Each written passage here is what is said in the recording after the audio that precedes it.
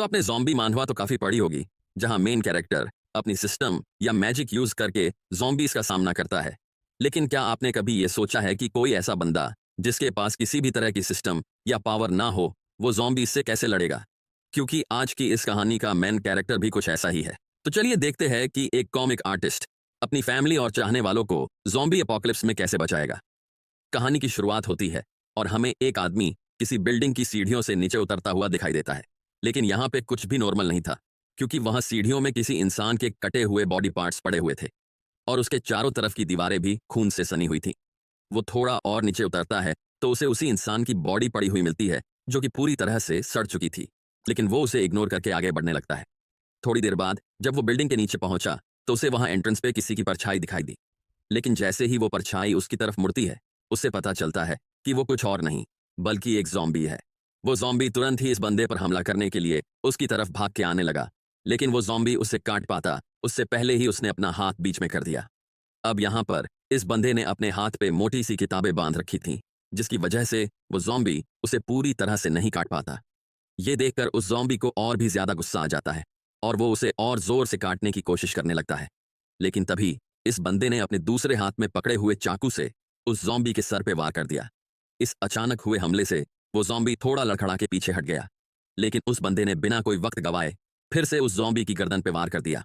अब ये वार इतना जोरदार था कि उस ज़ॉम्बी का पूरा सर ही उसकी धड़ से अलग हो गया और इस तरह उस बंदे ने अपनी जान बचा ली। इसके बाद जब वो बिल्डिंग से बाहर निकला तो उसे सामने की तरफ लाल गाड़ी खड़ी हुई दिखी। उसने अपनी जेब से एक चाबी निकाली और भाग के उस गाड़ी की तरफ जाने लगा। वो गाड़ी में बैठा ही था कि अचानक से गाड़ी के बाहर एक ज़ॉम्बी आ गया और उसकी तरफ देखने लगा। लेकिन यहाँ पे उस ज़ॉम्बी की तो आंखें ही नहीं थीं, जिस वजह से वो गाड़ी के अंदर बैठे हुए बंदे को नहीं देख पाया और वहां से आगे निकल गया। उस ज़ॉम्बी के जाने के बाद इस बंदे ने चैन की सांस ली और गाड़ी का रियर व्यू मिरर ठीक करने लगा। और यहाँ पर हमें पहली बार इस बंदे की शक्ल दिखाई जाती है। ये बंदा और कोई नहीं बल्कि होता है हमारी इस कहानी का मेन कैरेक्टर लियांग जी। लियांग याद करने लगता है कि गाड़ी कैसे चलाई जाती है, क्योंकि उसे गाड़ी चलाने का ज्यादा एक्सपीरियंस नहीं था। वो उसने ड्राइविंग स्कूल में जो भी सीखा था उसे याद करने लगा और थोड़ी देर बाद गाड़ी स्टार्ट करके वहां से निकल पड़ा। वो थोड़ा आगे बढ़ा ही था कि उसे सामने रास्ते में कुछ ज़ॉम्बीज दिखाई दिए। लेकिन उसने बिना हिचकिचाए उन ज़ॉम्बीज को अपनी गाड़ी से उड़ा दिया और आगे निकलने लगा। लेकिन तभी अचानक अपने सामने का नज़ारा देखकर वो हैरान रह गया।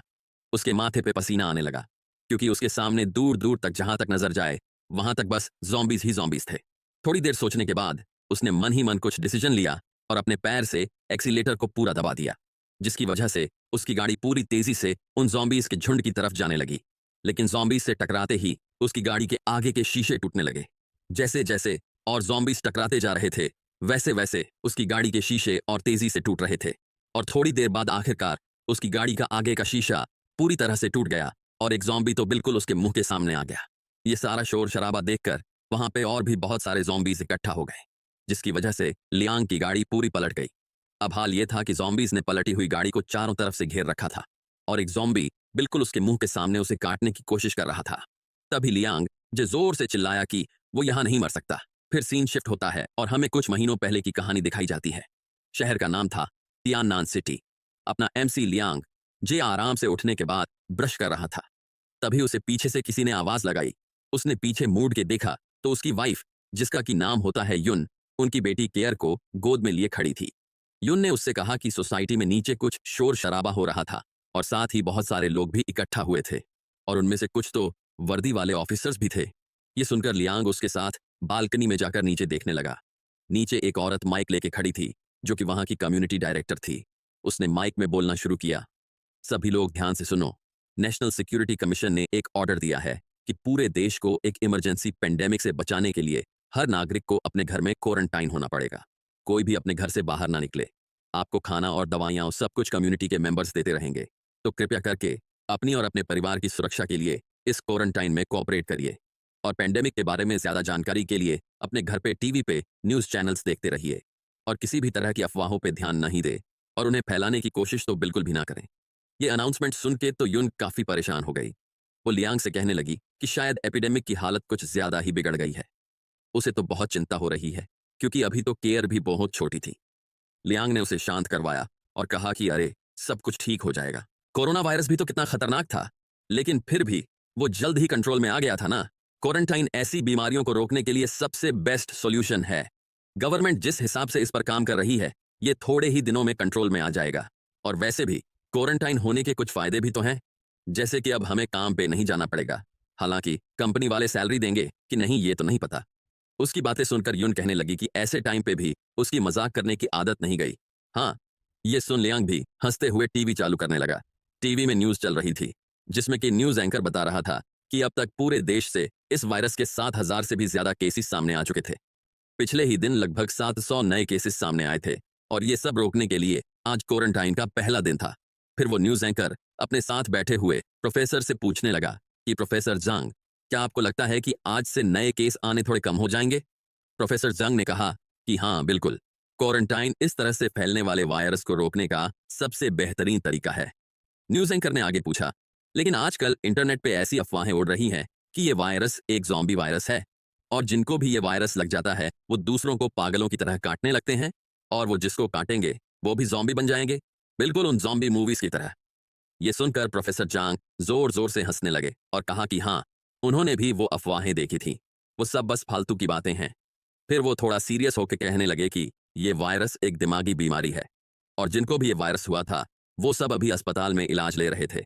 ये जो रिपोर्टर्स 24 घंटे लाइव स्ट्रीम करके दिखा रहे थे वो फेक तो होगी नहीं। इस वायरस से इन्फेक्टेड लोग अभी अस्पताल में जिंदगी और मौत के बीच लड़ रहे थे, ना कि सड़कों पर लोगों को काट रहे थे।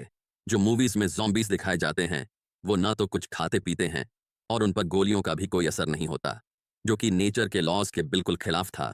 जो लोग भी ऐसी अफवाहें फैला रहे थे उन्होंने कुछ ज्यादा ही मूवीज देख ली थी। वो लोग अपनी इमेजिनरी दुनिया में जी रहे थे और उन्हें साइंस के बारे में कुछ नहीं पता। लेकिन हमारा कानून भी बहुत सख्त है, इन अफवाह फैलाने वाले लोगों को कड़ी से कड़ी सजा दी जाएगी।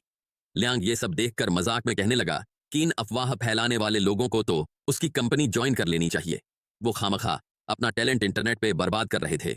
युन ने उसे कहा, लेकिन आजकल पैसे देकर मानहुआ पड़ता ही कौन है, वो बेचारे भूखे मर जाएंगे अगर उन्होंने तुम्हारी कंपनी ज्वाइन की तो। लियांग ने जवाब दिया कि अरे ऐसी बात तो बिल्कुल भी नहीं है, मेरी कंपनी आजकल बहुत फेमस हो गई है और हमारी सैलरी भी बढ़ गई है और वैसे भी इन अफवाह फैलाने वालों को हमारी कंपनी में आकर भूखे मरने की जरूरत नहीं पड़ेगी, क्योंकि इन्हें जल्दी ही जेल का खाना तो खाना ही पड़ेगा। तभी अचानक किसी ने उनके घर का दरवाजा खटखटाया। उन्होंने दरवाजा खोला तो 2 मास्क पहने हुए आदमी खड़े थे। उनमें से एक आदमी ने पूछा कि इस घर में टोटल कितने लोग हैं, उनका नाम बताओ ताकि आप लोगों को हर रोज राशन मिलता रहे। लियांग उन्हें बता देता है कि वो यहाँ अपनी बीवी और बेटी के साथ रहता था। वो आदमी ने यह सब नोट कर लिया और लियांग को एक कार्ड पकड़ा के कहा कि वो लोग हर 2 दिन में खाना पहुंचा देंगे। अगर आपको कोई और मदद चाहिए तो इस कार्ड पे दिए गए नंबर पर कॉल कर देना। अगले दिन सुबह लियांग आराम से सोकर उठा। उसने युन से कहा कि अब तो वो जितना चाहे उतनी देर तक सो सकता था, क्योंकि न तो काम पे जाने का कोई टेंशन था और खाना भी घर पे आ जाता था। ऐसा लग रहा था कि आखिरकार इतने साल टैक्स भरने का कुछ तो फायदा हुआ। पर युन काफी उदास थी। उसने कहा कि पिछले कुछ दिनों से ऐसा लग रहा था कि मानो वो लोग जेल में बंद हों। केयर भी बाहर जाने की जिद पकड़ के बैठी थी, अब क्या करे। तभी केयर वहां आ गई और कहने लगी कि पापा बाहर जाना है। यह सुनकर लियांग ने प्यार से उसका सिर सहलाया और कहने लगा कि बेटा, अभी हम बाहर नहीं जा सकते, क्योंकि इस वक्त बाहर एक बीमारी फैली हुई है और अगर तुम्हें वो बीमारी लग गई तो तुम्हें इंजेक्शन लगवाना पड़ेगा। अब बताओ, क्या तुम्हें इंजेक्शन लगवाना है? केयर कहने लगी कि ना, नहीं लगवाना। लियांग उसे देखकर मुस्कुराने लगा और कहा कि चलो केयर, अभी मैं तुम्हारे लिए टीवी पे कार्टून लगाता हूं। और इतना कह के उसने टीवी चालू कर दिया। टीवी पे हमें वही 2 एंकर और प्रोफेसर दिखते हैं जो कि बता रहे थे कि उनके पास एक बहुत ही अच्छी खबर थी। पिछले दिन पूरे देश से इस वायरस का एक भी केस सामने नहीं आया। इससे साबित होता है कि ये वायरस अब कंट्रोल में आ चुका है। ये खबर सुनकर लियांग कहने लगा कि अब ये वायरस कंट्रोल में आ ही चुका है तो क्वारंटाइन भी जल्द ही खत्म हो जाएगा। और यून भी खुश थी कि चलो आखिरकार ये वायरस कंट्रोल में आ ही गया, क्योंकि पिछले कुछ दिन तो उससे बहुत मुश्किल से कटे थे। तभी अचानक से टीवी की स्क्रीन डिम हो गई और फिर तुरंत ही टीवी बंद हो गया। ये देखकर लियांग स्विच बोर्ड चेक करने लगा, लेकिन मेन स्विच तो बिल्कुल ठीक था। उसने सोचा कि शायद बिजली गई है। जब वो लोग बालकनी में गए तो वहां पर और भी कई सारे लोग घरों से निकलकर बाहर आ चुके थे। उनमें से किसी आदमी ने लियांग से पूछा कि क्या तुम्हारे घर पे बिजली है? लियांग ने उसे न में जवाब दिया। तभी नीचे बैठा एक ऑफिसर माइक में बोलने लगा। उसने कहा कि ये बस बिजली का एक टेम्पररी कट है और बिजली जल्द ही वापस आ जाएगी। तो सब लोग शांत होकर आराम से बैठे। तभी वहां पर 2-3 लोग सीढ़ियां उतरकर नीचे आ गए। ये देखकर वो ऑफिसर उन्हें बताता है कि अभी क्वारंटाइन खत्म नहीं हुआ इसलिए वो लोग अभी के अभी वापस अपने घर पर चले जाएं। लेकिन वो तीनों बंदे भी वापस जाने के मूड में नहीं थे। उनमें से एक आदमी ने कहा कि वायरस तो वैसे भी कंट्रोल में आ ही चुका है और इसलिए क्वारंटाइन भी जल्द ही खत्म हो जाएगा। वो लोग इतने दिनों से घर में रहकर ऊब चुके थे, तो उन्हें बस थोड़ी खुली हवा खानी थी। तभी केयर धुआं धुआं बोलकर चिल्लाने लगी। जब लियांग ने वहां देखा तो पास ही की बिल्डिंग के पीछे से काला धुआं उठ रहा था। वहीं नीचे की ओर दो ऑफिसर्स ने उन आदमियों पर बंदूक तान दी थी। माइक वाला ऑफिसर कहता है कि अब तक हमें क्वारंटाइन खत्म होने का कोई भी आदेश नहीं मिला, इसलिए तुम लोग अभी के अभी वापस अपने घर चले जाओ, वरना हमें तुम लोगों को जबरदस्ती क्वारंटाइन में डालना पड़ेगा। तभी अचानक कहीं से गोलियां चलने की आवाज आने लगी, जिसे सुनकर नीचे खड़े सब लोग चौंक गए। माइक वाला ऑफिसर पूछने लगा कि ये गोलियों की आवाज कहां से आ रही थी, लेकिन किसी को भी इस बात का कोई अंदाजा नहीं था। गोलियों की आवाज लगातार आई ही जा रही थी, जिन्हें सुनकर लियांग युन और केयर को प्रोटेक्ट करने के लिए उनके आगे आ गया। तभी अचानक पीछे की गली से एक बंदा दौड़ते हुए आया, जिसे देखकर सब लोग उस तरफ देखने लगे। तभी वो बंदा अपने घुटनों पर बैठ गया और तुरंत ही मुंह के बल जमीन पर गिर गया। ये सब देखकर किसी को भी कुछ भी समझ में नहीं आ रहा था। तभी अचानक उसी गली से एक बहुत बड़ा झुंड भाग के सामने आ गया। उस झुंड के थोड़ा आगे आते ही सबको पता चल गया कि ये तो एक ज़ॉम्बीज़ का झुंड था। ये देखकर नीचे खड़े सब लोग डर के मारे सीढ़ियों की तरफ भागने लगे। वो लोग अपना पूरा जोर लगाकर भाग रहे थे, लेकिन तब तक वो ज़ॉम्बीज़ एक ऑफिसर के काफी पास आ गए। वो अपनी गन से एक ज़ॉम्बी पर गोलियां चलाने लगा, लेकिन उस पर गोलियों का कोई असर नहीं होता और वो आगे आकर उस ऑफिसर की गर्दन पर काट लेता है। उसके पीछे एक के बाद एक कई सारे और ज़ॉम्बीज़ भी उस ऑफिसर को पकड़कर काटने लगे। वो ऑफिसर अभी भी अपनी गन से गोलियां चलाए जा रहा था, लेकिन उसका कोई फायदा नहीं होता और ज़ॉम्बीज़ ने उसे वहीं दबोच लिया। उसके आगे भाग रहे लोग भी अब तक ज़ॉम्बीज़ की पकड़ में आ चुके थे और उनका अंत भी उसी ऑफिसर की तरह हो गया। उन्हें निपटाने के बाद सारे ज़ॉम्बीज़ ऊपर की तरफ भागने लगे, जिसे देखकर बालकनी में खड़े लोग डर जाते हैं। वही ये सब देख के लियांग डर के मारे अपनी जगह पर जम चुका था। केयर भी ये सब देख के रोने लगी।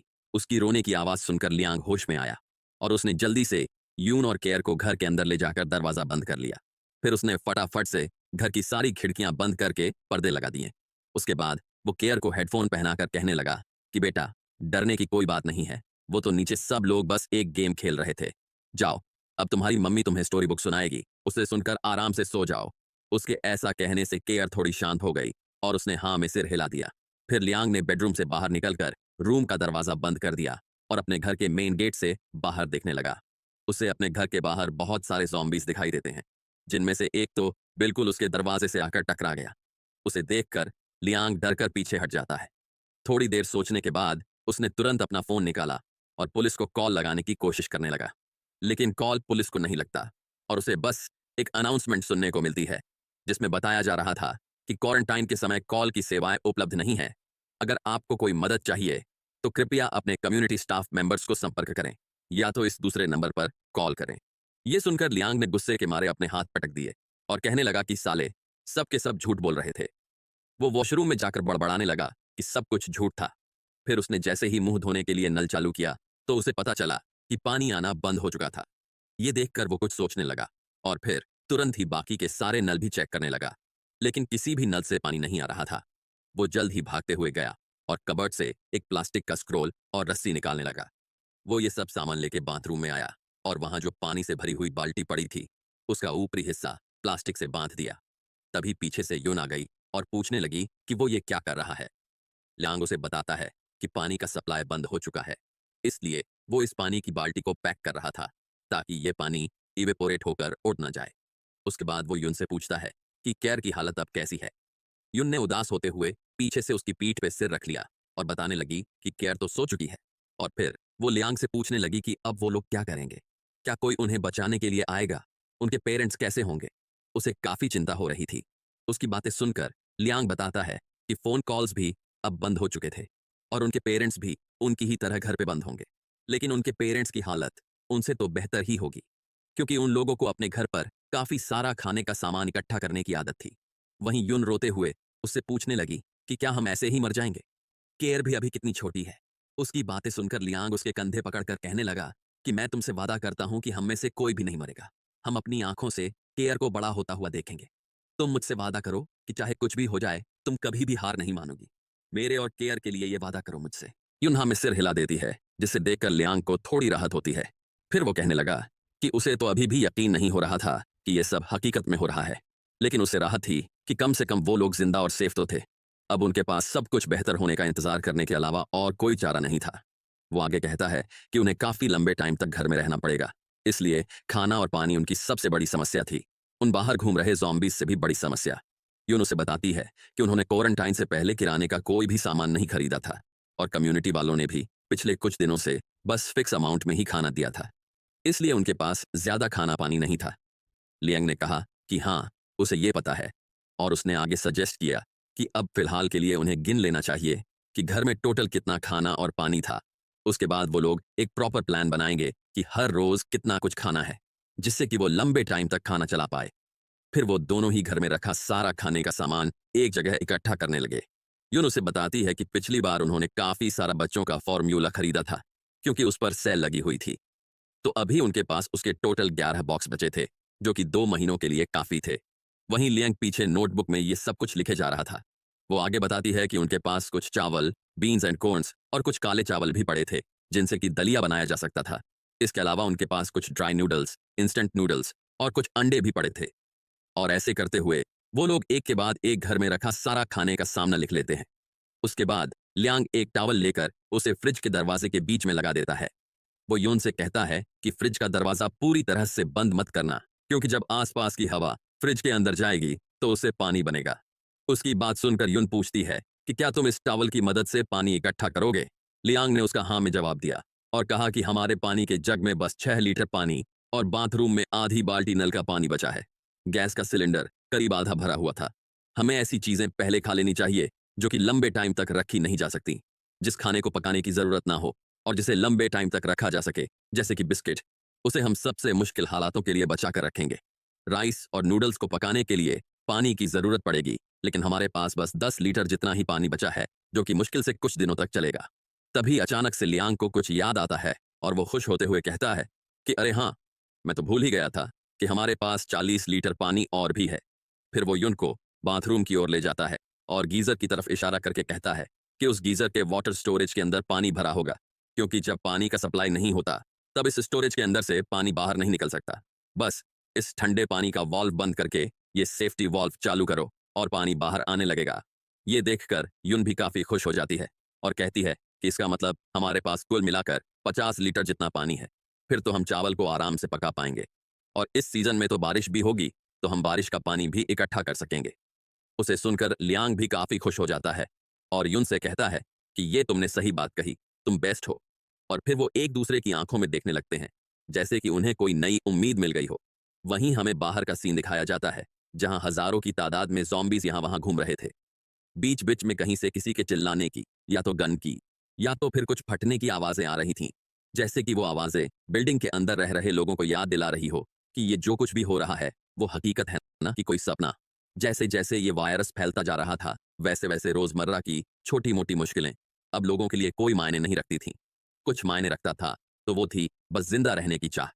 लेकिन जैसे जैसे एक के बाद एक दिन बीतते जा रहे थे, वैसे वैसे कुछ लोगों के पास खाना और पानी खत्म होने लगा।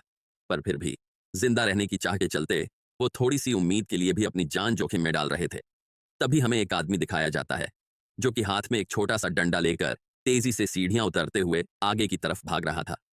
उसके पीछे एक ज़ॉम्बी पड़ा होता है, जिसे देखकर आसपास के ज़ॉम्बीज़ भी उस पर हमला करने के लिए आने लगे। देखते ही देखते ज़ॉम्बीज़ उस आदमी को पकड़कर काटने लगे और वो बस चिल्लाता रह गया।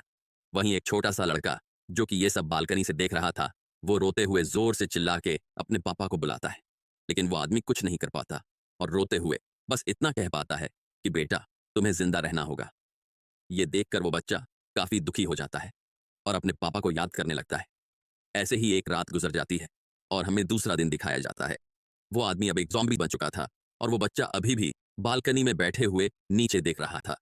तभी एक कांच की बोतल सीधा उस आदमी के सर पे आके लगती है और उसके सर से खून निकलने लगता है। ये देखकर वो बच्चा चिल्ला के अपने पापा का नाम लेता है और रोने लगता है।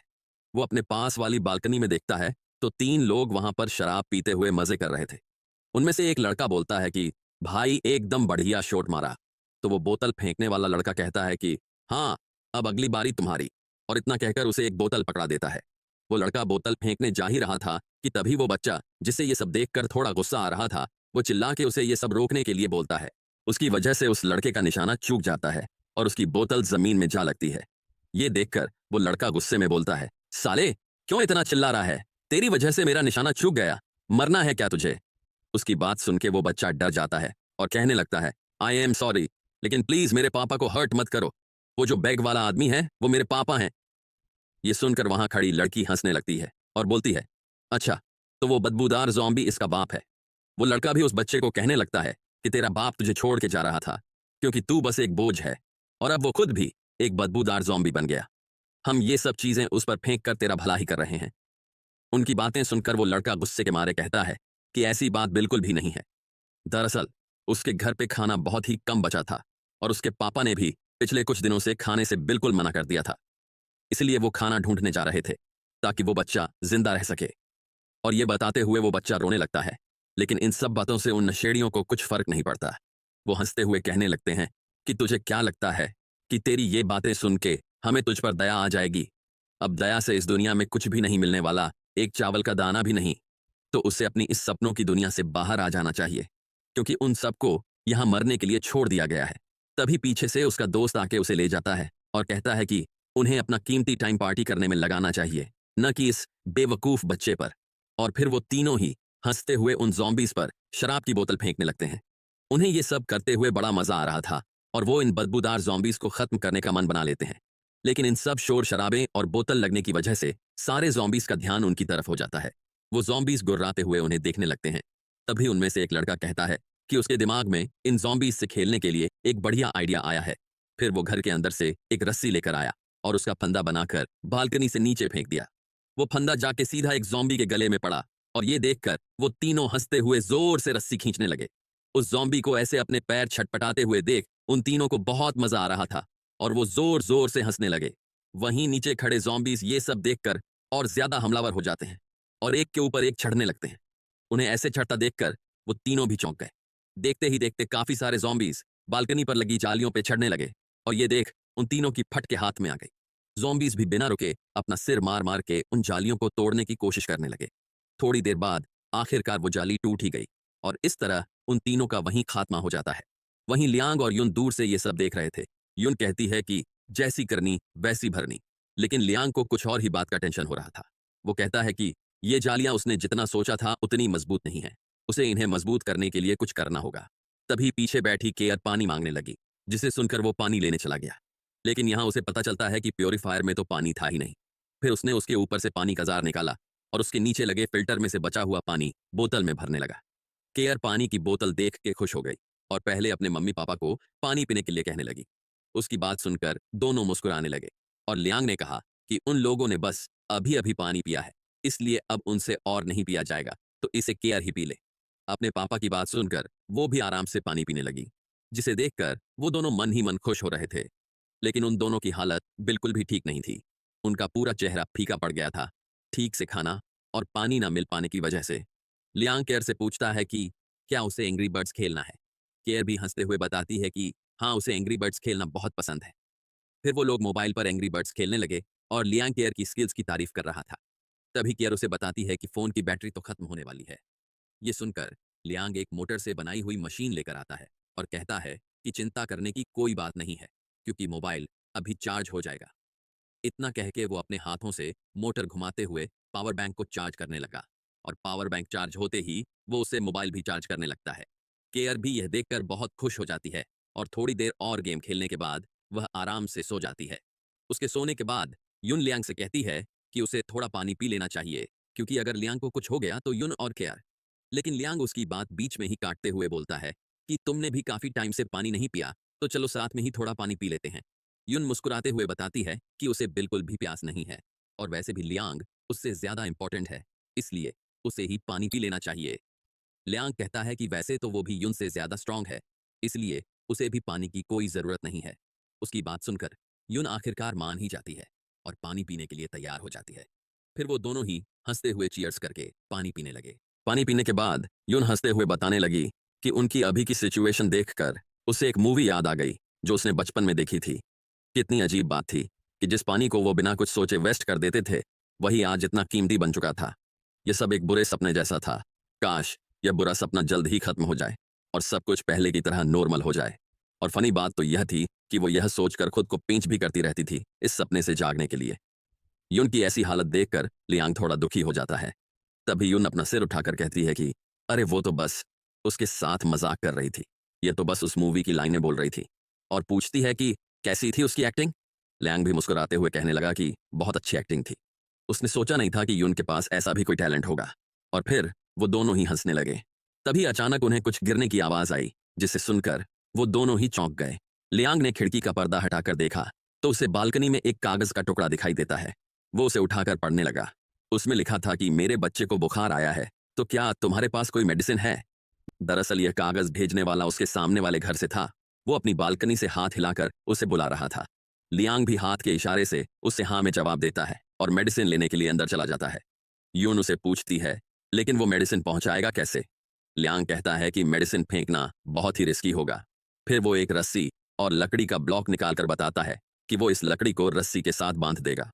वो रस्सी लेकर बाहर जाता है और सामने की बालकनी में खड़े आदमी से कहता है कि चलो पहले इस रस्सी को कनेक्ट करते हैं। वो आदमी भी तैयार हो जाता है। फिर लियांग रस्सी से बंधा हुआ लकड़ी का ब्लॉक सामने की तरफ फेंकता है और वो आदमी भी अपना हाथ बाहर निकालकर उसे पकड़ लेता है। इस तरह उन दोनों ने रस्सी कनेक्ट कर ली। उसके बाद लियांग मेडिसिन को रस्सी के साथ बांधकर सामने की तरफ पहुंचाने लगा।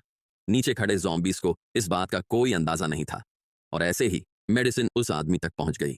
उसे लेने के बाद वो आदमी हाथ में एक पानी की बोतल पकड़कर दिखाता है और थोड़ी ही देर में वो बोतल रस्सी से लियांग तक पहुंच गई।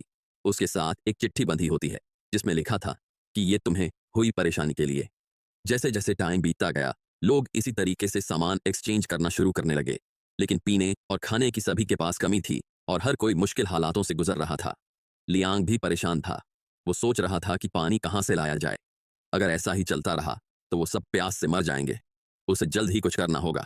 तभी उसका ध्यान बालकनी में पड़े एयर कंडीशनर्स के कंडेंसर यूनिट पर जाता है। वो सोचता है कि एयर कंडीशनर से कंडेंसेट पानी मिल सकता है। वो इसके कंप्रेसर के अंदर लगी मोटर को हाथ से घुमा सकता है जिससे कि ये एक कूलर बन जाएगा और उन्हें कंडेंसेट पानी मिलेगा। और ये सोच के वो कंडेंसर यूनिट खोलना शुरू कर देता है। उसे खोलने के बाद वो कंप्रेसर को देखने लगता है, लेकिन वो शील्ड होता है जिसे देखकर वो काफी डिसअपॉइंट हो गया और लंबी सांसें भरने लगा। तभी अचानक से उसकी आंखें बंद होने लगीं और वो बेहोश होने लगा। वो सोच रहा था कि क्या वो मर रहा है। क्या मौत ऐसी फील होती है? नहीं, वो मर नहीं सकता, ऐसे तो बिल्कुल भी नहीं। पानी चाहिए उसे। तभी यून उसे बोतल से पानी पिलाती है जिसे पीकर वो होश में आने लगा। पानी देखकर वो अचानक से उठ बैठता है और पूछता है, ये पानी? यून पूछती है कि क्या हुआ, तो वो चिल्ला के बोलता है कि ये क्या किया तुमने, ये हमारी आखिरी पानी की बोतल थी। यून भी गुस्से से कहती है कि पानी बचाने का क्या ही मतलब, अगर इंसान ही मर जाए। अगर उसे मरना है तो वो साथ में मरेंगे, क्योंकि वो नहीं चाहती थी कि उनमें से कोई पहले चल बसे और दूसरे को पीछे शोक मनाने के लिए छोड़ जाए। तभी उन्हें दरवाजे पर नॉक होने की आवाज आती है। वो दोनों उठ के दरवाजे के पास गए और लियांग बाहर देखने लगा। बाहर एक लेडी खड़ी हुई पूछ रही थी कि क्या कोई अंदर है। लियांग पूछता है कि उसे क्या काम है, तो वो लेडी बताती है कि उसने बहुत सारा खाना और पानी बचा के रखा था, लेकिन काफी सारे ज़ॉम्बी होने की वजह से वो पहले ये दे नहीं पाई, तो अभी उसके पास उन लोगों के लिए खाना और पानी है।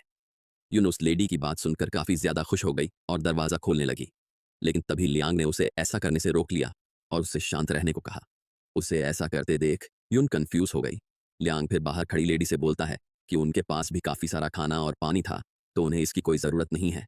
आपने हमारे लिए इतना सोचा, उसके लिए शुक्रिया, लेकिन अभी वो लोग थोड़े खतरनाक टाइम से गुजर रहे थे, इसलिए वो दरवाजा नहीं खोलेगा। उसकी बात सुन के वो लेडी वहां से चली गई। यून लियांग से उसके ऐसा करने का कारण पूछती है तो लियांग जवाब देता है कि ठीक से सोचो, क्या उसे सही में लगता है कि कोई उन्हें मुफ्त का खाना देगा ऐसे हालातों में। ये सुन यून भी सोच में पड़ गई और पूछने लगी कि क्या उसके कहने का मतलब है कि वो लोग, लेकिन वो आगे कुछ नहीं बोल पाती और वो दोनों वहीं निराश होकर बैठ जाते हैं। तभी उन्हें किसी की जोर से चिल्लाने की आवाज आती है, जो कि मदद मांग रहा था और मर्डर कह के चिल्ला रहा था, लेकिन उन दोनों के पास बैठे रहने के अलावा और कोई ऑप्शन नहीं था। वहीं दरवाजे के बाहर हमें दिखाया जाता है कि वो लेडी अपने हस्बैंड के साथ एक आदमी की बॉडी ले जा रही थी। वो उस बॉडी को लेकर उनके सामने वाले घर में जाने लगे और फिर वो लेडी दरवाजा बंद करने ही वाली थी कि वो रुक गई और बाहर निकलकर लियांग के घर की तरफ आने लगी। वो उनके दरवाजे के सामने चाकू लेकर गुस्से से कहने लगी कि खुद को ज्यादा स्मार्ट मत समझना, वो जल्द ही उन्हें भी खा जाएगी। और इतना कह के वो वापस चली गई। लियांग यून से कहता है कि उसे इग्नोर करो, वो बस ब्लफ कर रही है। वो अपनी ऐसी घटिया हरकतों से और लोगों को फंसाने की कोशिश करेगी। और फिर वो दोनों वहीं बैठकर अभी जो कुछ भी हुआ उस बारे में सोचने लगे। अगले दिन लियांग केयर को जो भी थोड़ा बहुत पानी बचा था वो दे देता है और वो उसे पीने लगी। उसे ठीक देखकर लियांग और युन दोनों ही खुश थे, लेकिन बोतल में ज्यादा पानी नहीं था तो केयर और पानी मांगती है। लियांग उसे समझाते हुए कहता है कि उसे थोड़ा और सहन करना होगा, क्योंकि उनके घर का पानी का सप्लाई कट हो चुका था और अभी ज्यादा पानी नहीं बचा था। जब पानी आ जाएगा तब वो जितना मर्जी पी सकती है। केयर भी मुस्कुराते हुए मान जाती है और कहती है कि वो प्यास सह लेगी। उसकी ये बात सुन युन बहुत ही बुरा फील कर रही थी। तभी उन्हें जोर जोर से कुछ टूटने की आवाज आने लगी। उन्होंने किचन में जाकर देखा तो कोई दूसरी तरफ से उनकी दीवार तोड़ने की कोशिश कर रहा था।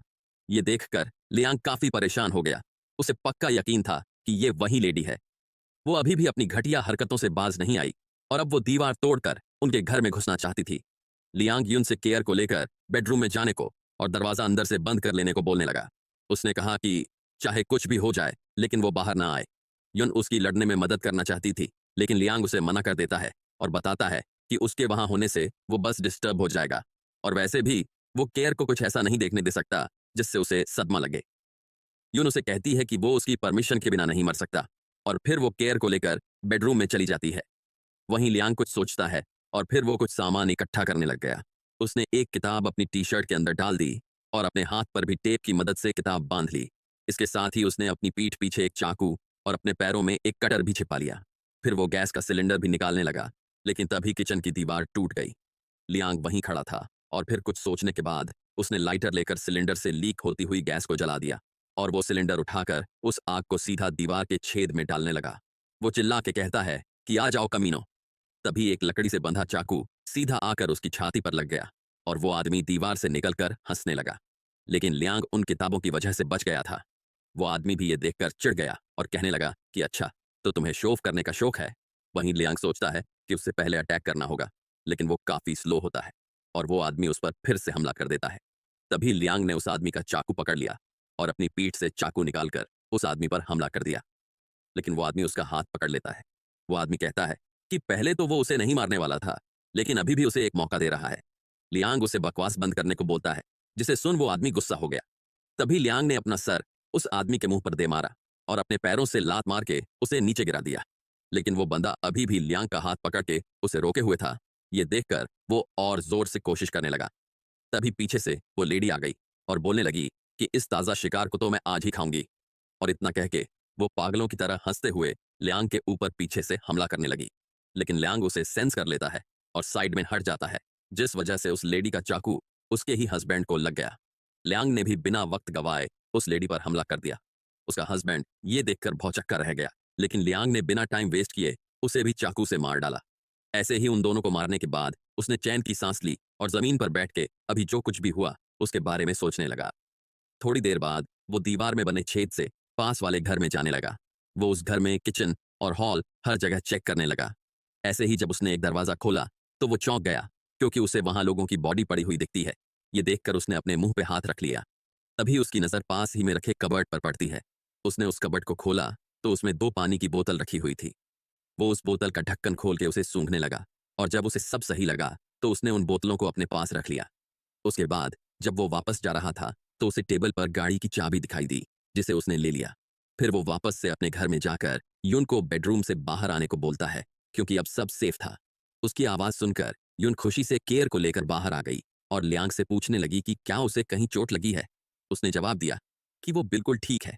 उसके घाव ज्यादा गहरे नहीं थे, लेकिन फिर भी उसे टांके लगाने पड़ेंगे। वहीं केयर उससे पूछती है कि उसे क्या हुआ था, लेकिन वो कहता है कि वो बिल्कुल ठीक है और उसे पानी पीने को देता है। उसके बाद युन लियांग को टांके लगाकर पट्टी कर देती है, लेकिन उसे काफी दर्द हो रहा था। वो उन दोनों से कहता है कि वो थोड़ा थका हुआ था तो उसे थोड़ी नींद चाहिए। उसकी ऐसी हालत देखकर युन और केयर दोनों ही परेशान हो गए और युन वहीं उसके पास ही सो गई। जब थोड़ी देर बाद उसकी आंख खुली तो उसे लियांग बेड पर नहीं दिखता। उसने बाहर जाकर देखा तो वो और केयर बालकनी के पास खड़े थे। उसने लियांग से पूछा कि वो यहाँ क्या कर रहा था। वो बताने लगा कि उसे पड़ोसी के घर से कुछ बैटरी मिली थी। अगर सब कुछ ठीक रहा तो वो इस कंप्रेसर को चालू कर पाएगा और वो लोग कंडेंसेट पानी बना पाएंगे। वो तीनों ही बेचैनी से कंडेंसर को देखने लगे। थोड़ी देर तक तो कुछ नहीं होता, लेकिन फिर पाइप में से थोड़ा थोड़ा पानी आने लगा। ये देखकर तीनों बहुत ही खुश हो गए और लियांग ने कहा कि आखिरकार उसे पानी मिल ही गया। कुछ टाइम बाद लियांग बैठे बैठे चाबी को देख रहा था और उसके मन में काफी कुछ चल रहा था। युन उसे ऐसे देखकर पूछने लगी कि वो क्या देख रहा है, क्या उसे सोना नहीं है। लियांग ने उसे पूछा कि क्या उसे याद है कि उनके पड़ोसी के पास एक छोटी गाड़ी है। उसे उनके घर से उसी गाड़ी की चाबी मिली थी। वो गाड़ी सीढ़ियों से 5 या 6 मीटर दूर थी। वो यहाँ खिड़की से भी दिख रही है। उसने उन पड़ोसी को क्वारंटाइन से एक दिन पहले गाड़ी चलाते हुए देखा था, तो उसे यकीन था कि वो अभी भी चालू तो होगी। उसकी बात सुनकर युन रोने लगी और उसका हाथ पकड़कर कहने लगी कि नहीं लियांग, तुमने मुझसे वादा किया था कि तुम ऐसा कुछ नहीं करोगे। क्या तुम भूल गए उस लड़के को कितनी तकलीफ हुई थी जब उसने अपने पापा को ज़ॉम्बी बनते हुए देखा था? क्या तुम मुझे और केयर को भी वैसे ही हालत में देखना चाहते हो? उसे ऐसे देख लियांग सोच में पड़ जाता है और कहता है कि उनके पास अब ज्यादा खाना नहीं बचा था और पानी भी बस 3 दिन चल सके उतना ही बचा था। भूख से मरना ज़ॉम्बी बनने से तो अच्छा ही था, लेकिन वो ये नहीं देख सकता। वो बिना कुछ किए यून और केयर को धीरे धीरे मरते हुए नहीं देख सकता। उसे कोशिश करनी ही होगी, भले ही उम्मीद कम हो, वरना वो खुद को कभी माफ नहीं कर पाएगा। और वैसे भी अब नीचे काफी कम ज़ॉम्बीज थे। अगर किस्मत अच्छी रही तो गाड़ी तक उसे कोई भी ज़ॉम्बी नहीं मिलेगा, और अगर ज़ॉम्बी मिल भी गए तो वो गाड़ी तक थोड़ी बहुत तैयारी, जैसे कि मोटे विंटर क्लोथ्स और कुछ प्रोटेक्टिव गियर पहन के पहुंच सकता है। यून पूछती है, लेकिन उसके बाद क्या? तुम्हारे पास तो ड्राइविंग लाइसेंस भी नहीं है। लियांग कहता है कि हाँ तो क्या हुआ, किस बात का टेंशन? ट्रैफिक पुलिस तो होगी नहीं रोड पर, और वैसे भी उसने सेकंड ड्राइविंग टेस्ट पास कर ही लिया था और उसे काफी हद तक गाड़ी चलाना भी आता था। वो गाड़ी से पास ही के सुपरमार्केट जाएगा, क्योंकि क्वारंटाइन अचानक से हुआ था, तो सुपरमार्केट में अभी भी काफी सारा खाना पानी होना चाहिए। वो उन्हें लेकर वापस आ जाएगा। यून भी उसका प्लान सुनकर सोच में पड़ गई और फिर रोते हुए उसने लियांग को इजाजत दे ही दी।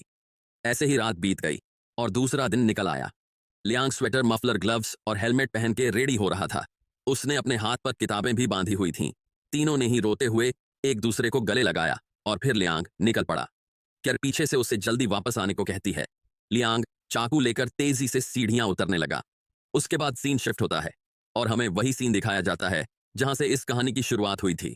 लियांग की गाड़ी पलटी हुई थी, जिसे चारों तरफ से ज़ॉम्बीज ने घेर लिया था। तभी गाड़ी की टंकी में से पेट्रोल लीक होने लगा और देखते ही देखते उसमें आग लग गई। लियांग भी अंदर से आग को देख रहा था। थोड़ी देर में आग और बढ़ गई, जिसे देखकर ज़ॉम्बीज गाड़ी से दूर भागने लगे। ये मौका पाकर लियांग जलते हुए कपड़ों के साथ ही गाड़ी से बाहर निकल आया और ज़ॉम्बीज के बीच से भागकर जाने लगा। वो तेजी से पास ही लगे टावर की तरफ भागा और उसके ऊपर चढ़ने लगा। उसे ऐसा करते देख ज़ॉम्बीज भी उसके पीछे चढ़ने लगते हैं। लियांग ने अपना जलता हुआ स्वेटर नीचे फेंक दिया और आगे जाकर केबल्स पर चलने लगा। कुछ ज़ॉम्बीज भी उसकी देखा देखी कर केबल्स पर उसके पीछे आने लगे। तभी लियांग ने थोड़ा उछल के केबल्स को अपने पैरों से जोर से हिला दिया, जिस वजह से कुछ ज़ॉम्बीज नीचे गिर गए। वो दूसरे टावर पर पहुंचते ही अपने चाकू की मदद से केबल को काटने लगा। केबल कटते ही सारे ज़ॉम्बीज नीचे गिर गए। उसके बाद उसने केबल की मदद से आगे जाना जारी रखा। तभी उसकी नजर नीचे खड़ी पुलिस कार पर पड़ी, जिसका कि दरवाजा खुला हुआ था। वो उसे देख कुछ सोचता है और फिर बैलेंस बनाते हुए केबल पर चलने लगता है। जब वो गाड़ी के पास पहुंचा तो उसने झुककर दूसरा केबल पकड़ लिया और अपने हाथों के बल लटकने लगा। फिर वो जंप मार के सीधा गाड़ी पर कूद जाता है। लियांग बिना कोई वक्त गवाए सीधा गाड़ी में घुस गया, क्योंकि पीछे से ज़ॉम्बीज उसी की तरफ आ रहे थे।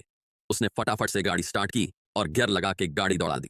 ज़ॉम्बीज पूरी कोशिश करते हैं, लेकिन वो गाड़ी को नहीं पकड़ पाते। लियांग तेजी से गाड़ी चला रहा था, लेकिन तभी अचानक उसकी नजर रियर व्यू मिरर पे पड़ी। वो देख के उसके पसीने छूट गए, क्योंकि उसके पीछे की सीट में एक पुलिस वाला ज़ॉम्बी बना बैठा था। वो ज़ॉम्बी बिल्कुल उसके मुंह की तरफ काटने आ रहा था, लेकिन तभी लियांग ने जोर से ब्रेक लगा दी। उसके अचानक ब्रेक लगाने से वो ज़ॉम्बी उड़ता हुआ गाड़ी का शीशा तोड़ के बाहर जा गिरा। फिर उसने वापस से गाड़ी चलाना शुरू किया, लेकिन उसकी गाड़ी के आगे बहुत सारे ज़ॉम्बीज खड़े थे। वो बिना गाड़ी रोके उन्हें टक्कर मारता हुआ आगे बढ़ने लगा, लेकिन तभी एक ज़ॉम्बी उसकी गाड़ी पे चढ़ गया। लियांग ने पास वाली सीट पे देखा तो वहां पर कटे हुए हाथ में गन पड़ी थी। उसने हाथ को गन से अलग किया और उसे उस ज़ॉम्बी के मुंह पे दे मारा। वो ज़ॉम्बी उस हाथ को पकड़कर खाने लगा, लेकिन तभी उसके सर में गोली आ लगी। लियांग गन से उस पर फायर कर रहा होता है। वो एक के बाद एक जो भी ज़ॉम्बी पास आए उसे गोली मारने लगा। तभी एक ज़ॉम्बी उसके बहुत ही करीब आ गया, जिसे देखकर उसने तेजी से गाड़ी मोड़ ली। इस वजह से उस ज़ॉम्बी का हाथ कट गया। उसकी गाड़ी कई सारे ज़ॉम्बी से टकराते हुए सीधा पास ही में लगी रेलिंग की तरफ जाने लगी। उसके टकराते ही वो रेलिंग टूट गई और गाड़ी सीधा पानी में गिरने लगी। उसके पीछे पीछे कुछ ज़ॉम्बीज भी कूद पड़े। नीचे एक कनाल बह रही थी, जिस वजह से गाड़ी में पानी भरने लगता है। जब लियांग ने बाहर देखा तो ज़ॉम्बीज डूब रहे थे। उसने नोटिस किया कि ज़ॉम्बीज से तैरा नहीं जा रहा था और वो बस डूब रहे थे। ये देखकर वो गाड़ी से बाहर निकला और तैरते हुए सतह पर आ गया। फिर वो तैर के कनाल में आगे बढ़ने लगा। तभी उसे साइड में एक बड़ी सी पाइप दिखती है। वो जाकर उस पाइप में घुस गया। लेकिन अभी जो कुछ भी हुआ उसकी वजह से उससे काफी इंजरी हो गई थी और वो बेहोश हो गया। ऐसे ही दिन बीत जाता है और रात हो गई। लियांग अभी भी बेहोश पड़ा था। उसके ऊपर कीड़े घूम रहे थे। वो सपना देख रहा होता है जहां बहुत सारे ज़ॉम्बीज़ केयर पर हमला कर रहे थे। ये देखकर लियांग केयर का नाम पुकारते हुए चौंक कर उठ गया। उसे अपने आगे अंधेरी टनल दिखती है। उसने उसमें आगे बढ़ना चालू कर दिया। इस पाइप में बहुत कचरा जमा हुआ था। लियांग अपने हाथों से उस कचरे को हटाता है और पाइप के आखिरी छोर तक पहुंच जाता है। वहां उसे सीढ़ियां दिखती हैं जिन्हें पकड़ के वो ऊपर चढ़ने लगा। तभी एक सीढ़ी टूट गई और उसका पैर फिसल गया। वो उस टूटी हुई सीढ़ी को देखता है और फिर कुछ सोचकर उसे उठा लेता है। जब उसने ढक्कन खोल के नाली से बाहर झांका तो उसे कुछ ज़ॉम्बीज़ दिखाई दिए। उन्हें देखकर वो वापस अंदर चला गया। दूसरी किसी गली में एक ज़ॉम्बी पीछे मुड़ के देखता है लेकिन उसे कुछ नहीं दिखता, इसलिए वो वहां से आगे चला जाता है। तभी पीछे से ढक्कन खोल के लियांग ऊपर आ गया। उसने पास ही के दरवाजे पर लगे ताले को देखा और उस टूटी हुई सीढ़ी के सलिए से वो ताला तोड़ने लगा। लेकिन वो ताला काफी मजबूत था जिस वजह से सलिया भी मुड़ जाता है। इतनी मेहनत करके लियांग थकान के मारे हांफने लगा। फिर वो वापस से उस ताले को तोड़ने की कोशिश करने लगा और उसके काफी जोर लगाने के बाद आखिरकार वो ताला टूट ही गया। उसके बाद लियांग दरवाजा खोलकर अंदर जाने लगा। अंदर उसे एक लंबा सा गलियारा दिखा। वही कोने में कुछ लकड़ियां और बॉक्स भी पड़े थे। वो थोड़ा और आगे बढ़ा तो उसे एक टूटा हुआ दरवाजा दिखा। दरवाजा देखकर ऐसा लग रहा था कि किसी ने उसे जबरदस्ती तोड़ा हो। वो उससे अंदर जाता है तो सुपरमार्केट के सारे रैक खाली पड़े थे। वो भागते हुए हर जगह ढूंढने लगा लेकिन उसे कुछ नहीं मिलता। उसने इधर उधर देखा तो उसकी नजर पास ही की दीवार में बने छेद पर पड़ती है। वो उसके अंदर जाता है तो वहां एक और गलियारा था। वो संभलते हुए आगे बढ़ने लगा। वहां नीचे जमीन और दीवारों पे खून के धब्बे लगे थे। तभी अचानक से उसे एक छोटी बच्ची दिखाई देती है जो कि पानी की बाल्टी पकड़े हुई थी। वो दोनों ही एक दूसरे को देखकर चौंक गए और वो बच्ची बाल्टी को वहीं गिरा के भागने लगी। वो तेजी से दीवार में बने छेद में घुस गई। लियांग उस पानी की बाल्टी के पास जाता है और उसे उठा के पीने लगता है। इसके बाद हमें एक बदसूरत सा मोटा आदमी दिखाया जाता है जो कि सिगरेट पीते हुए एक औरत के साथ मजे कर रहा था। वो उस औरत से बोलता है कि कमीनी कहीं की, मरे हुए इंसान की तरह क्यों बिहेव कर रही है, थोड़ा कोऑपरेट कर और मजे ले। और इतना बोल के वो जोर जोर से हंसने लगा। तभी वो बच्ची वहां अपनी मम्मी का नाम पुकारते हुए आ गई, लेकिन उसको ऐसी हालत में देखकर उसने अपनी नजर फेर ली। उसे देख वो आदमी गुस्से के मारे उसका हाथ पकड़कर मारने लगा। वो उसे कहता है कि नाकारा, कहीं की तेरी हिम्मत कैसे हुई मेरा मूड खराब करने की।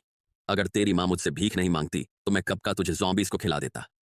तभी उसे अपने सर पे गन महसूस होती है और वो चौंक जाता है।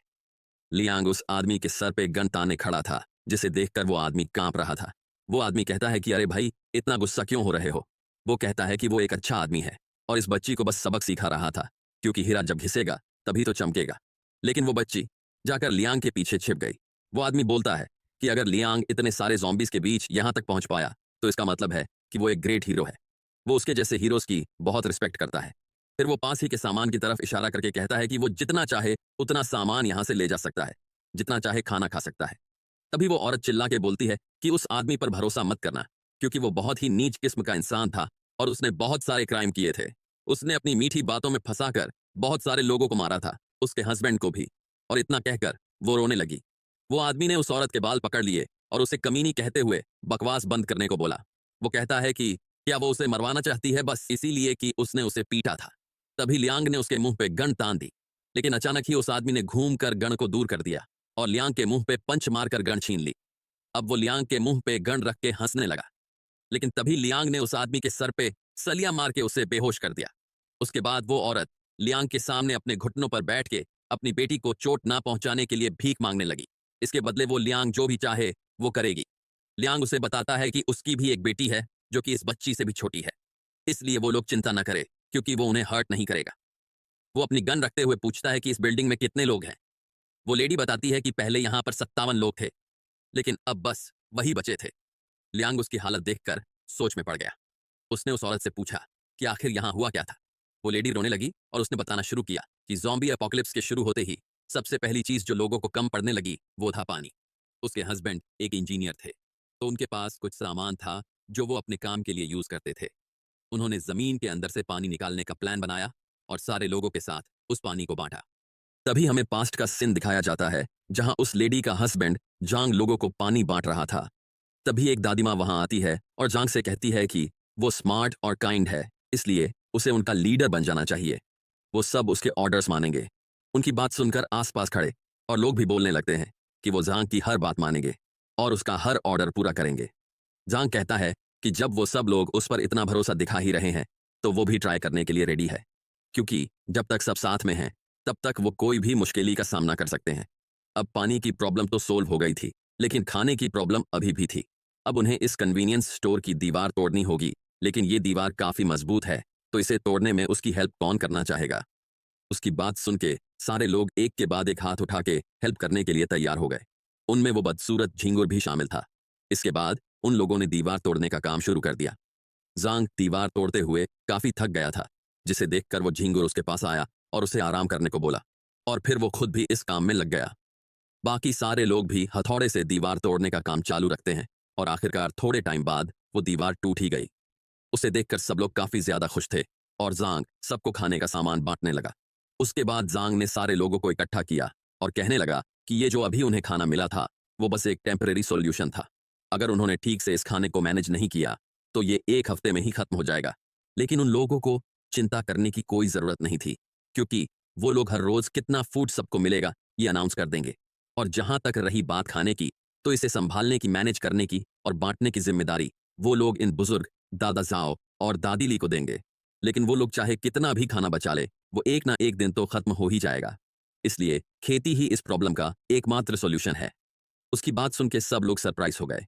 एक बंदे ने पूछा कि क्या तुम्हारे कहने का मतलब है कि हम अपना खुद का खाना उगाएंगे।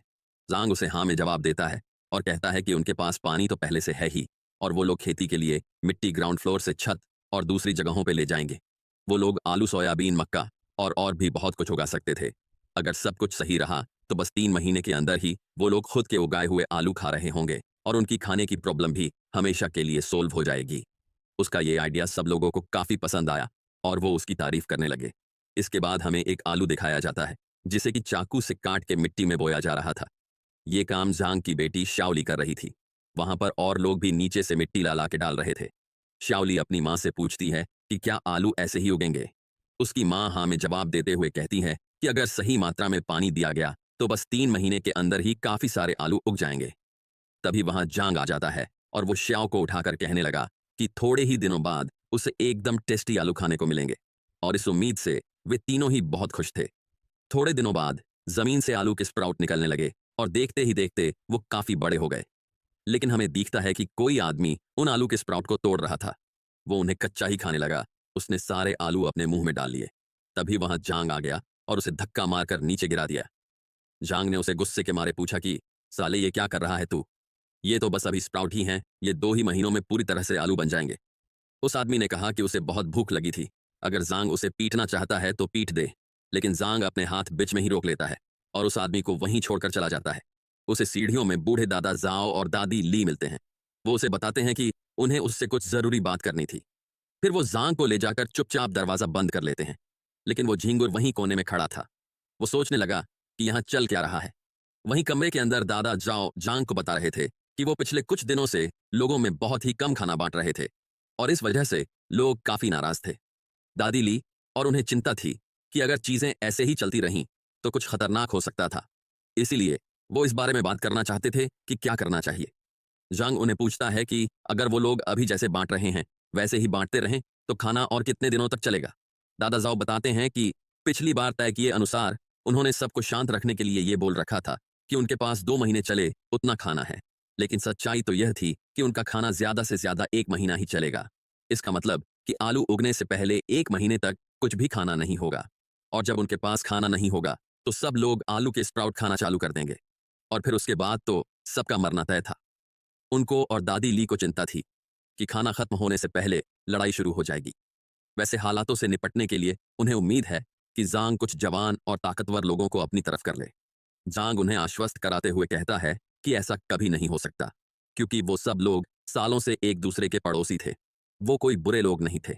अगर वो इस महीने की खाने की समस्या हल कर दें तो सब कुछ ठीक हो जाएगा।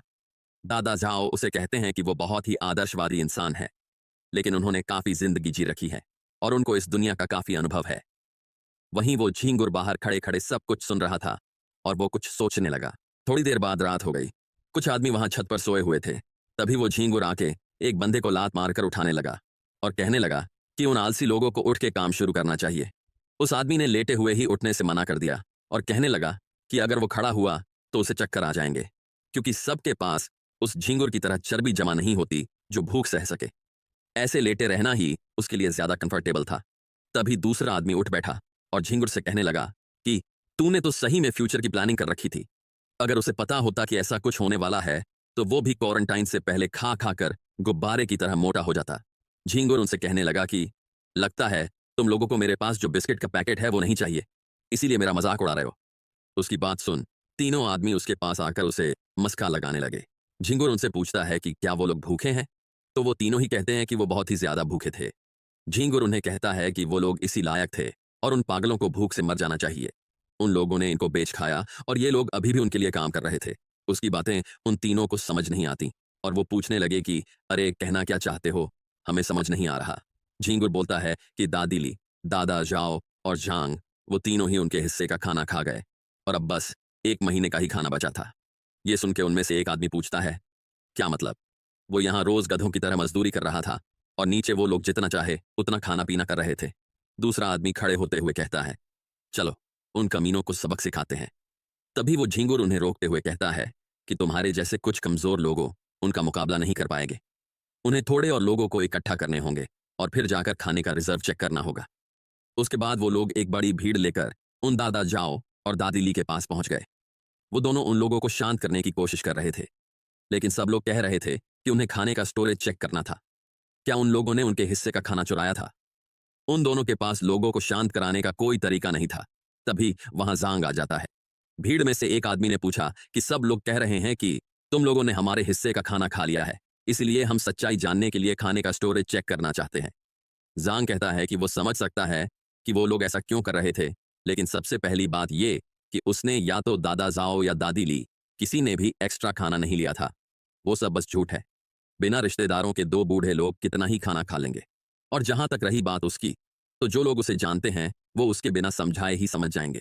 भीड़ में से एक आदमी कहता है कि हाँ, जांग कई बार भूख की वजह से बेहोश हो जाता था, उन्होंने वो देखा था। जांग आगे बताता है कि यह सच है कि उन्होंने जितना उन लोगों को बोला था उतना खाना नहीं है स्टोरेज में, क्योंकि उसने ही दादा जाओ और दादिली को झूठ बोलने के लिए कहा था ताकि सब लोग शांत रहे। उसे डर था कि कहीं सच जानने के बाद लोग एक दूसरे को मारना ना शुरू कर दें। उसे यकीन है कि वो लोग उसकी बात समझ पाएंगे। जांग की बात सुनकर सब लोग सोच में पड़ गए, लेकिन वो झिंगुर अपना प्लान फेल कैसे होने देता। वो आगे आकर चिल्ला के कहता है कि जांग उन्हें इस तरह कुछ बातों से बहला नहीं सकता। किसको यकीन होगा उसकी बातों पे? क्या वो उन्हें बच्चा समझता है? सारा खाना उनके हवाले कर दो, अब से तुम उसकी देखभाल नहीं करोगे। तभी एक आदमी ने आकर उसके मुंह पे पंच मार दिया और कहने लगा कि साले सुअर कहीं के एहसान फरामोश कमीने, अगर जांग नहीं होता तो अब तक तू प्यास से मर जाता। और इसी तरह उन सब लोगों में लड़ाई हो जाती है।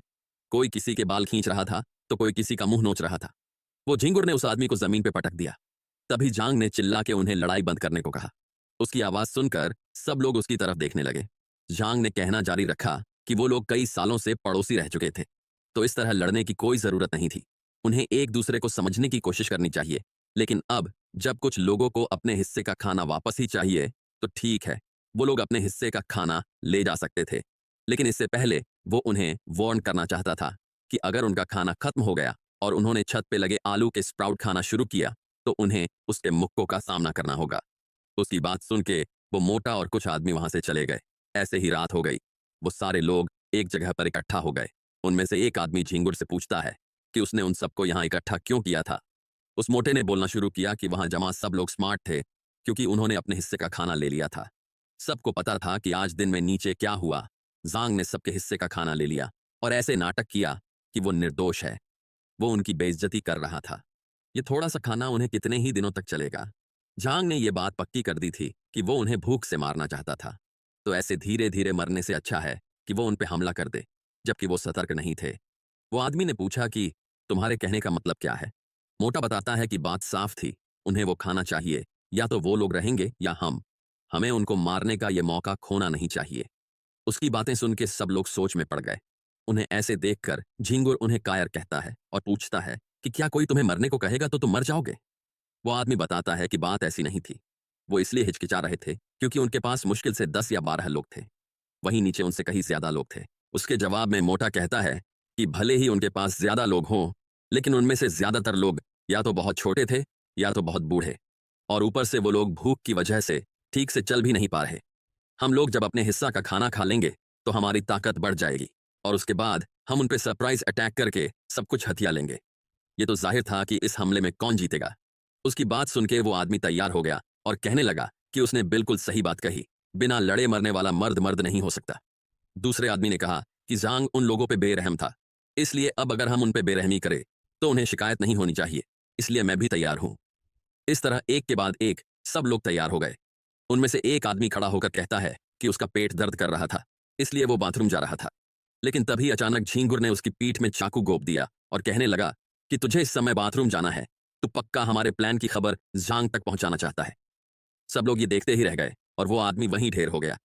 फिर मोटा उस चाकू को चाटते हुए कहने लगा कि सब लोगों को अपनी लॉयल्टी प्रूफ करने के लिए इस बंदे को चाकू मारना होगा, और इसमें भी वो पहले वाला आदमी ही सबसे आगे था। उसने कहा कि वो इसके लिए तैयार था, और फिर उसने मोटे के हाथ से चाकू लेकर उस बंदे को मार दिया। ये देखकर वो झींगुर पागलों की तरह हंसने लगा।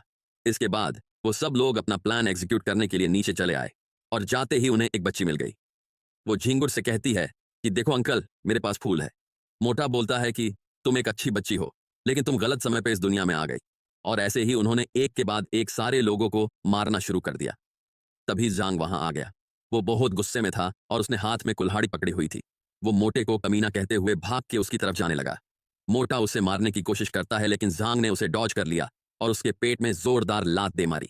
तभी पीछे से दूसरा बंदा उस पर हमला करता है, लेकिन जांग उससे भी बच गया और उसने उस आदमी के सर में कुल्हाड़ी दे मारी। वो बंदा वहीं गिर के खत्म हो गया। ऐसे ही जांग ने कुछ और लोगों को भी मार गिराया। झींगुर के साथ साथ बाकी लोग भी ये देखकर डर गए। वही जांग गुस्से से उसे मारने के लिए आगे बढ़ रहा था।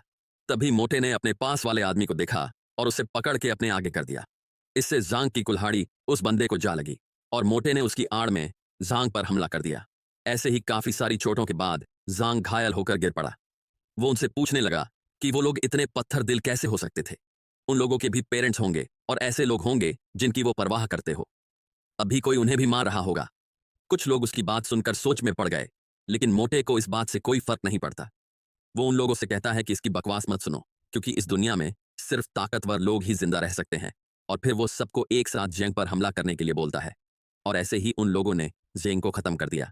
इसके बाद उस मोटे और उसके साथियों ने कई लोगों को मार डाला।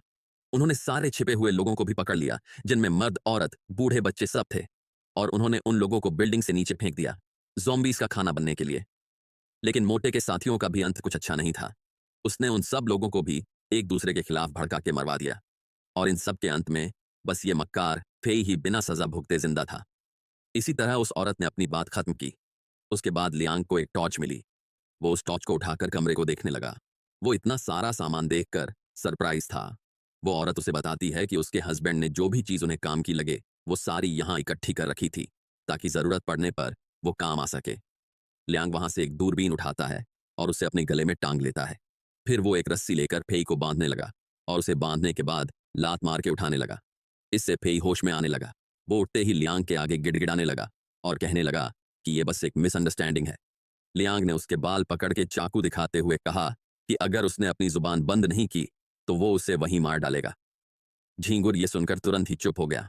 फिर लियांग ने झींगुर की पेंट का टुकड़ा काटकर उसी के मुंह में डाल दिया। इसके बाद वो श्याओ और उस लेडी को देखने लगा और जाकर वो सलिया श्याओ के हाथ में पकड़ा दिया। लियांग ने उसे उस मोटे को मारने से मना किया, क्योंकि वो अभी भी काम आ सकता था।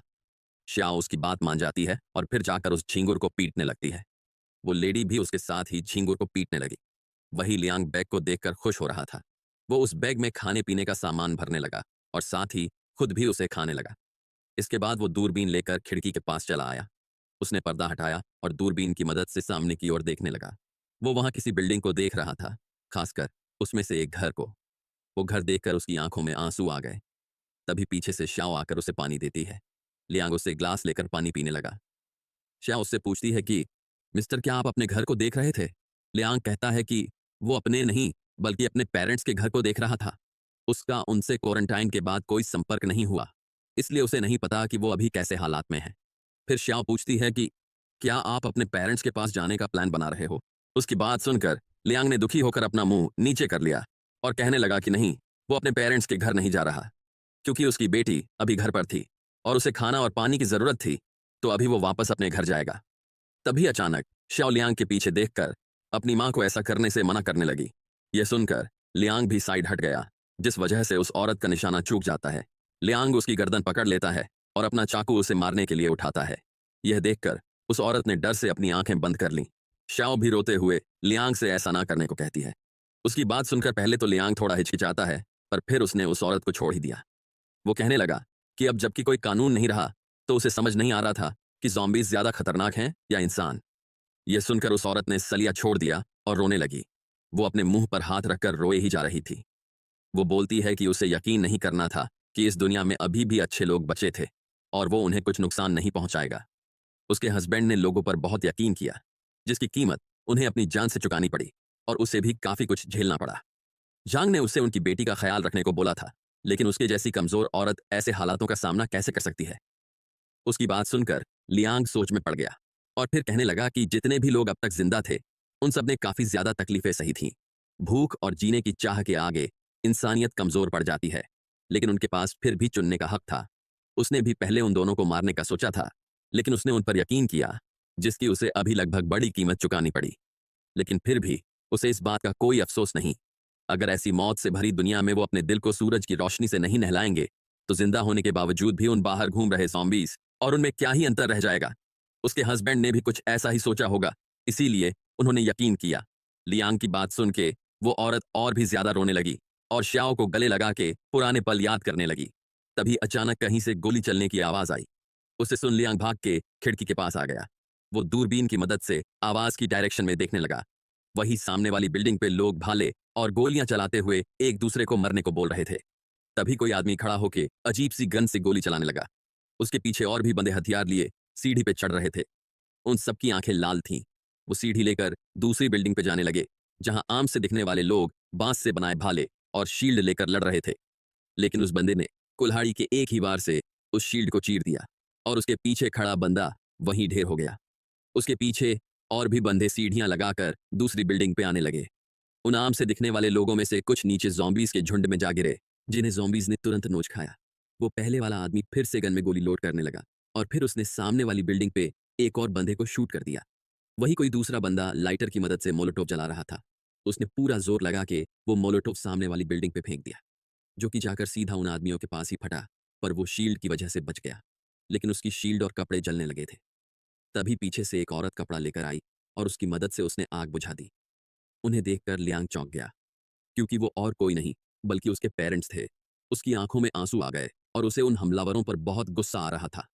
लेकिन तभी एक आदमी ने उन लोगों पर बड़ा सा जाल फेंक दिया और लियांग के पेरेंट्स उस जाल में फंस गए। वो लोग आकर उन्हें डंडे और लातों से मारने लगे, जिससे लियांग के पापा अपनी वाइफ को प्रोटेक्ट करने लगे। ये सब देखकर लियांग ने गुस्से के मारे अपने दांत पीस लिए। उन लोगों ने दूसरी बिल्डिंग पे सबको बंदी बना लिया था। तभी वहां पर कोई लाल कोट पहने आदमी आ गया, जो कि उनका बॉस लग रहा था। उसने अपने चेहरे पर मास्क लगा रखा था। वो लोग बिल्डिंग्स के बीच में रस्सी बांधकर लोगों को उससे लटका के दूसरी तरफ भेज रहे थे और दूसरी तरफ कुछ लोग उन्हें पकड़कर नीचे ले जा रहे थे। लियांग ये देख के गुस्से और डर के मारे कांप रहा था। वो लेडी उससे पूछती है कि क्या उसके पेरेंट्स वहां थे, क्या वहां पर लोग खाने के लिए लड़ रहे थे। लियांग बताता है कि वो लोग इंसानों को पकड़ रहे थे। उसकी बात सुनकर वो औरत चौंक गई और पूछने लगी कि क्या इसका मतलब वो लोग कैनिबल्स थे। वही लियांग ने अपना मन बना लिया था। वो केयर से माफी मांगता है, क्योंकि उसे अब घर जाने में थोड़ा और टाइम लगेगा। और इतना बोल के वो अपना बैग उठाने लगा। वो लेडी उससे पूछने लगी कि क्या वो सही में अपने पेरेंट्स के पास जा रहा था, क्योंकि वहां पर बहुत सारे लोग थे और ऐसे जाकर वो बस अपनी जान जोखिम में डाल रहा था।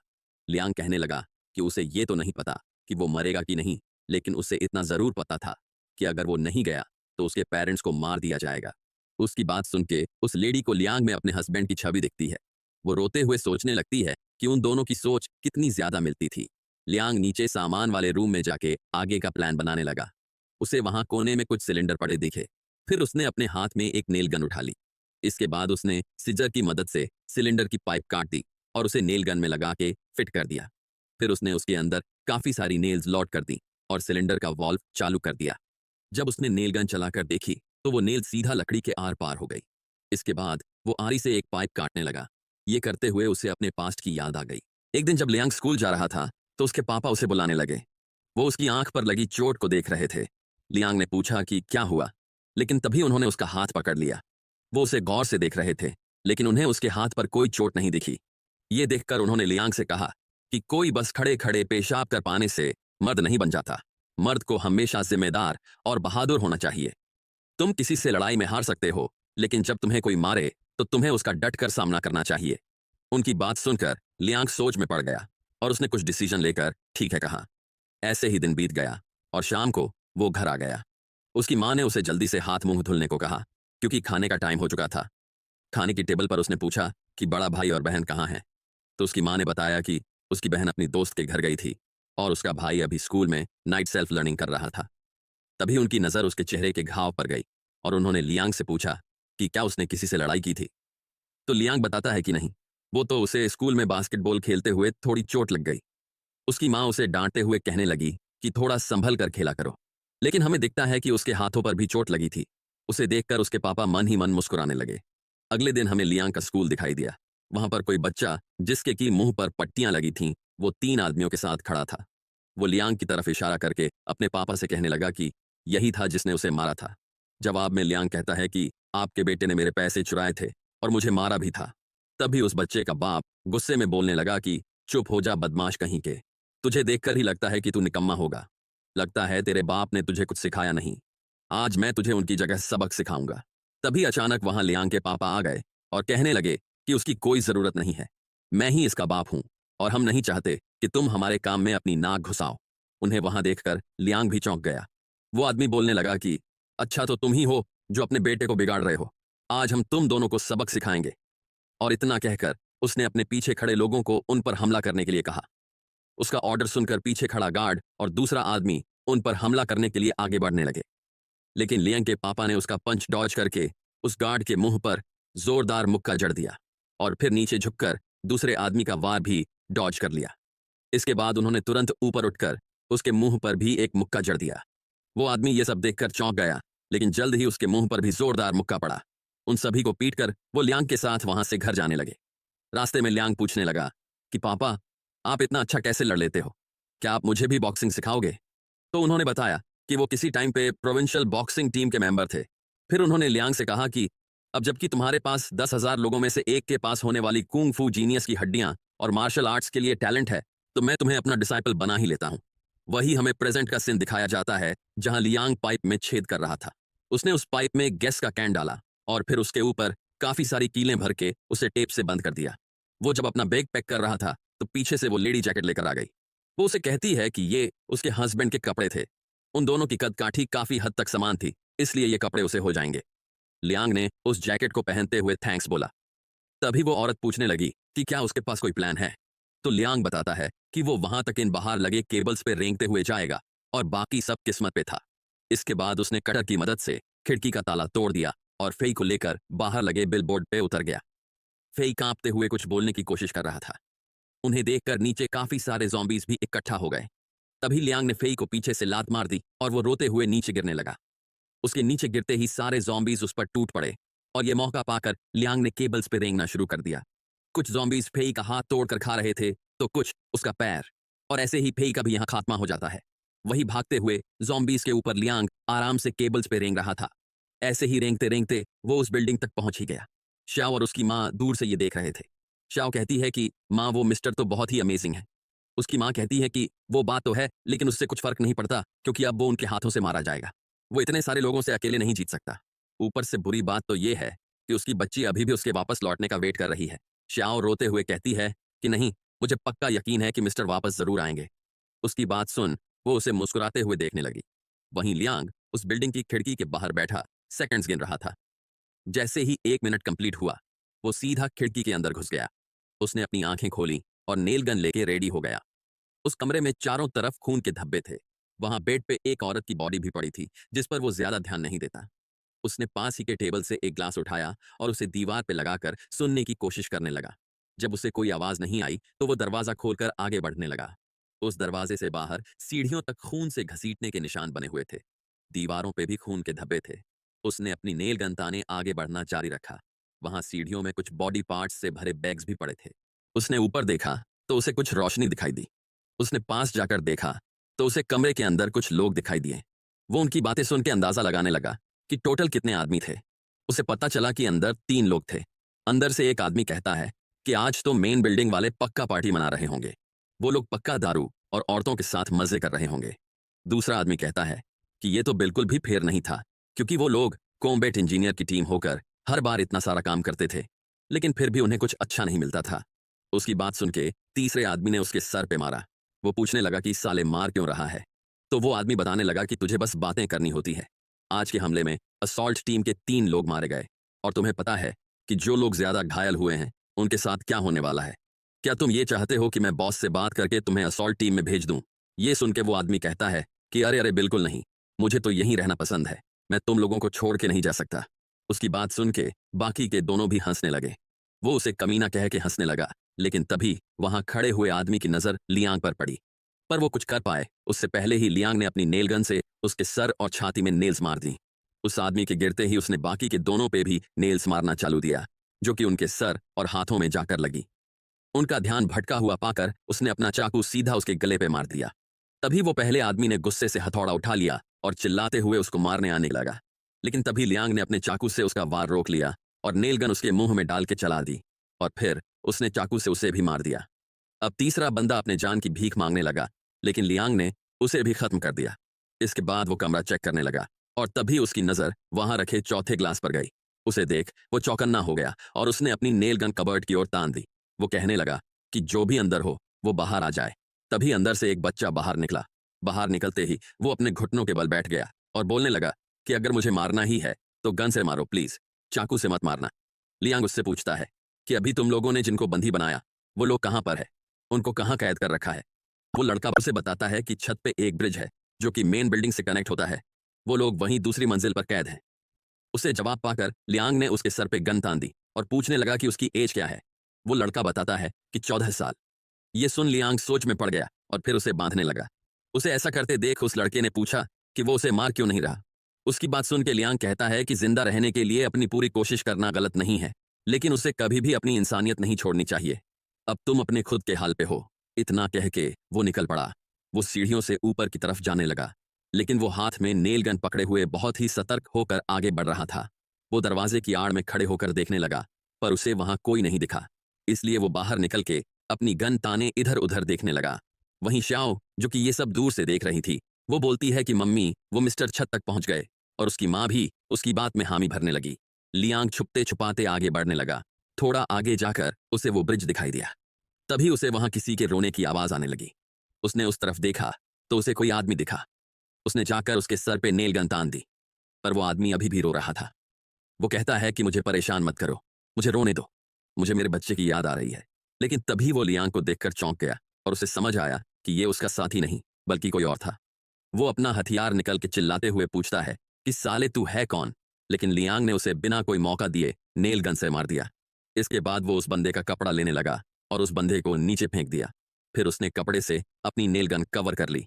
अब वो ब्रिज क्रॉस करने लगा। उसने जब नीचे देखा तो उसे कई सारे ज़ॉम्बीज दिखाई दिए। उसे सामने की बिल्डिंग से गानों की आवाज भी आ रही थी। अब वो मेन बिल्डिंग तक पहुंच गया था। वो सीढ़ियां उतर के नीचे जाने लगा। तभी उसे 2 परछाई दिखाई दी। वो आराम से उनकी तरफ बढ़ने लगा। उसने अपनी नेल गन रेडी करके रखी थी, लेकिन वो दोनों उसे नहीं पहचान पाए और लियांग उनके पास से निकल आया। वो दोनों अभी भी अपनी बातों में लगे हुए थे, जिसे देख उसकी सांस में सांस आई। अंदर कई सारे लोग गाने और लाइटों के बीच मजे कर रहे थे।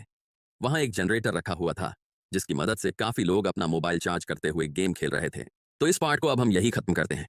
अगर आप इस झिंगुर के लिए कुछ शब्द लिखना चाहते हो, या फिर आपके पास मेरी फ्यूचर वीडियोस के लिए कोई सजेशन है, तो आप नीचे कमेंट सेक्शन का यूज कर सकते हैं। और क्या लियांग अकेले इतने सारे लोगों के बीच अपने पेरेंट्स को बचा पाएगा या नहीं, ये जानने के लिए इस चैनल को सब्सक्राइब करके बेल आइकॉन दबा दें, ताकि इस कहानी का नेक्स्ट पार्ट आपसे मिस ना हो।